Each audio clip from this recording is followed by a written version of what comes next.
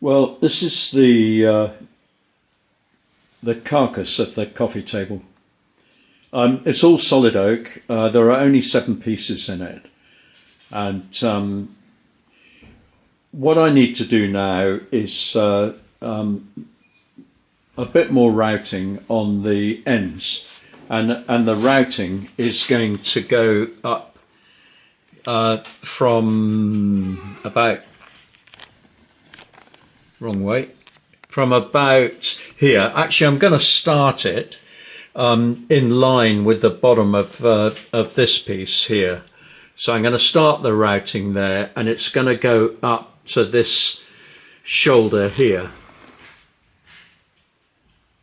Now the routing is going to be in a pattern like this, and that's an overlow cutter in the router. I'm just going to show you that in a tick. It finishes off on the outside here in quite a nice little radius, which I want to meet this radius coming down here, so it flows, looks like it's all part of the same thing.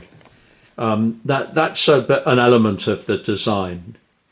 I've already done a little bit of routing on this top edge here. That's just a chamfer on there, and I've got the same pattern overlow on this piece running down further down between the ends.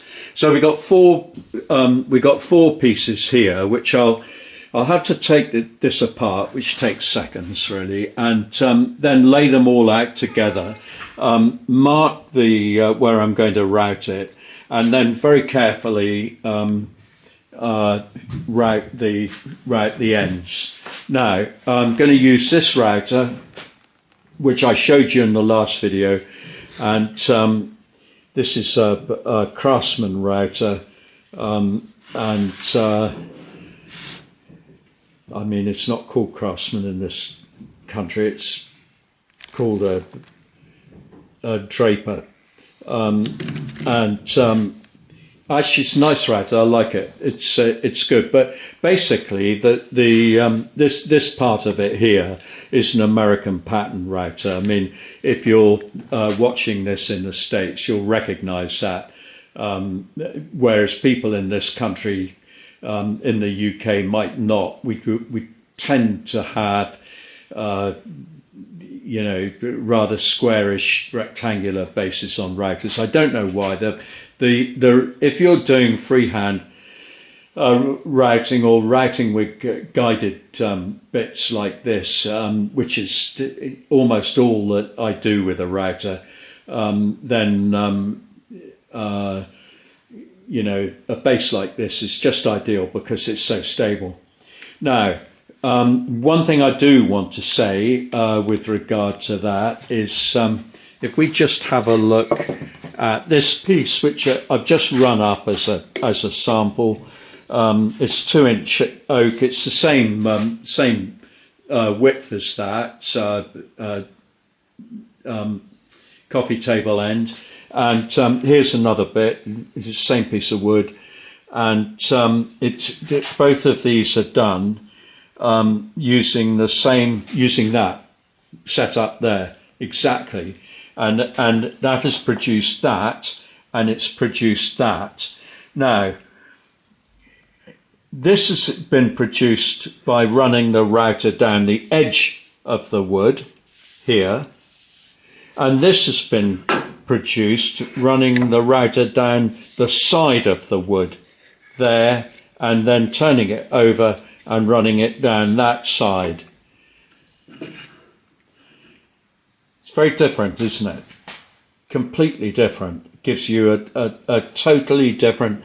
Now, I'm not saying either of these is wrong. It's just that's the one I'm looking for.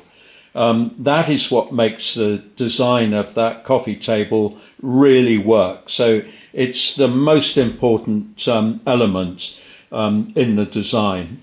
So there we go. Be careful when you set your router up and just run it on a scrap piece of wood first to make sure that you're getting the effect that you want.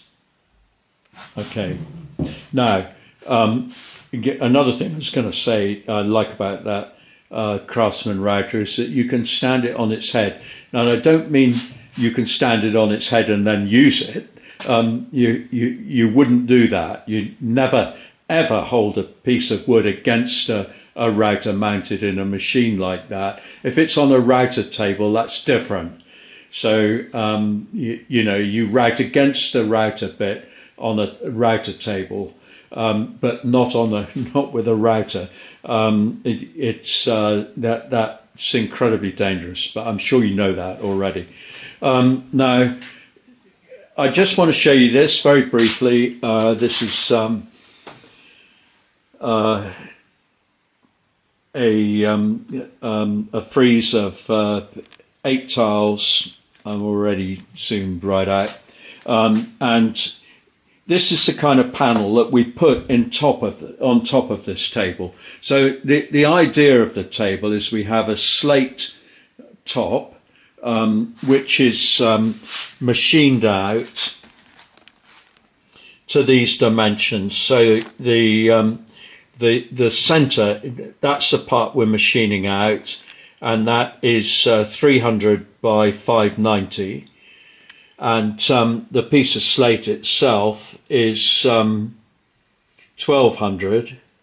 If I can find the, there it is, 1200 by 450, is it? 450. Okay, so it's 1200 by 450. And actually might make this the same width, but very slightly shorter. It's pretty substantial table actually when it all goes together. And we did make this set of tiles for one of these tables, but then we never used it. And the reason was that I think I made these 4 tiles here and these 4 tiles here out of different batches of clay, and we've got a problem here with shrinkage.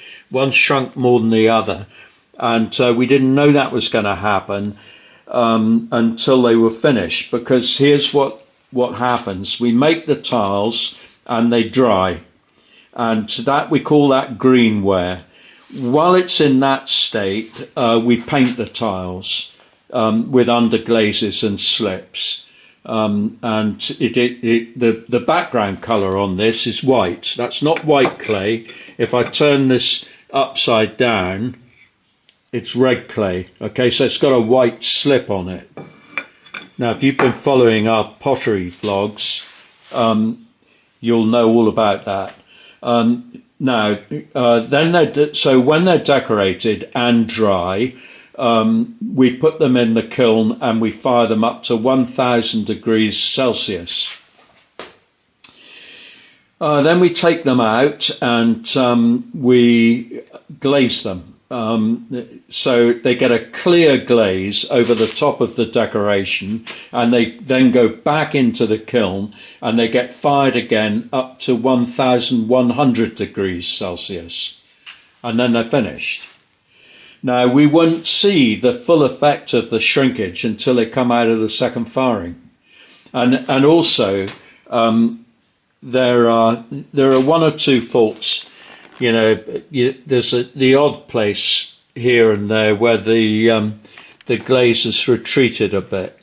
There's a few spots over this brown glaze here. So that might have been a bit of a problem, because it's happened here as well. And there. Now, I'm not too concerned about that. We could do 2 things. We could either ignore it, or we could refire them, having first of all filled those little craters with a bit more glaze. That would probably work. And but I'm not going to, because we've got that overall problem of shrinkage, and it's not going to look particularly neat even if we spread them out a little bit with the grout, we're still going to see a bit of unevenness. I don't want to be too... they're handmade tables and they're handmade tiles, so they are all going to be slightly different. So I'm not that bothered about it, but we are going to make a new set of tiles for this and do a vlog on that as well. So you'll be able to see some of the process of decoration and tile making if you haven't already seen it. Like I say, if you go on our channel, you can find it. There's quite a lot on tiles there, but we make tiles in quite a few different ways. And this table is made specifically to take one of these friezes of tiles. That's what that coffee table is for. That's why it's got these 2-inch thick oak ends, and it's a really solid construction, and it looks fantastic with a slate top and tiles on it. It looks really good. It's quite an expensive piece of furniture when we finished it, but we have managed to sell all the ones we've made so far. So, you know, occasionally somebody commissions us and asks us to do a particular theme on the tiles, and this wasn't a commission. Nobody asked us to do this. It was going to be a prototype, but in the end we used a different set of tiles. Anyway, I can't show it to you because it's gone. And so anyway, there we are. So I'm going to do these ends now, take the table to bits, put them all there, stack them all together and mark them out, and do the writing on that. And then I'll come back to you. If you're following us, like and subscribe. It doesn't cost anything to subscribe to the channel, but I hope you might pick up something. If you're a keen woodworker or ceramicist, you may pick up some stuff. We've been at this for quite a long time, and we've got plenty to show you. So hope to see you again.